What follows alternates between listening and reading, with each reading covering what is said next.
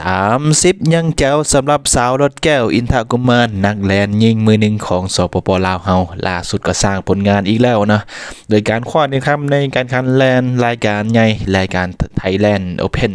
2025อยู่ที่ประเทศไทยซึ่งว่าสาวรถแก้วก็สามารถเข้าเส้นชัยเป็นอันดับที่1นะในประเภท 10,000 แมตช์ยิงนะก็คือสถิติอยู่ที่39นาทีกับ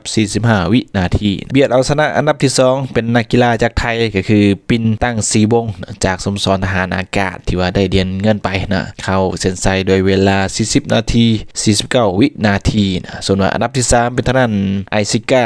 แก้วยงกฎนะจากสโมสรทหารอากาศได้เหรียญทองไปนะโดยเวลา41นาทีกับ22วินาทีนะซึ่งว่ารายการนี้ก็มี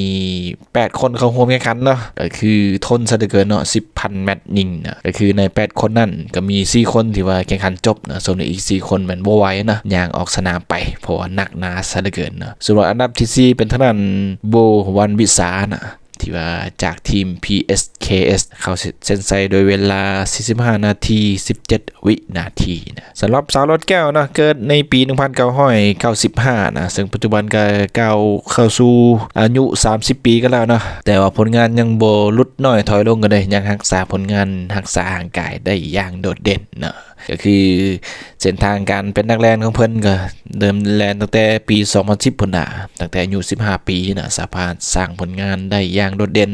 ทั้งภายในและก็ต่างประเทศนะจนกลายเป็นแม่ยิงลาวคนมิตรที่ว่าสามารถสร้างประวัติศาสตร์ให้กับวงการแลนในลาวเฮานะคือการป้องกันแชมป์2เหรียญคำติดต่อกันในงานมหกรรมกีฬามหาวิทยาลัยอาเซียนนะครั้งที่17อยู่ที่เมืองปาเลมบังประเทศอินโดนีเซียนะและก็ครั้งที่18อยู่ที่ประเทศสิงคโปร์ส่วนผลงานในซีเกมเราก็สามารถญาติได้2เหรียญทองเนาะเป็นผลงานครั้งประวัติศาสตร์ให้กับสปป.ลาวเฮาก็คือในซีเกมครั้งที่27อยู่ที่เมียนมาปี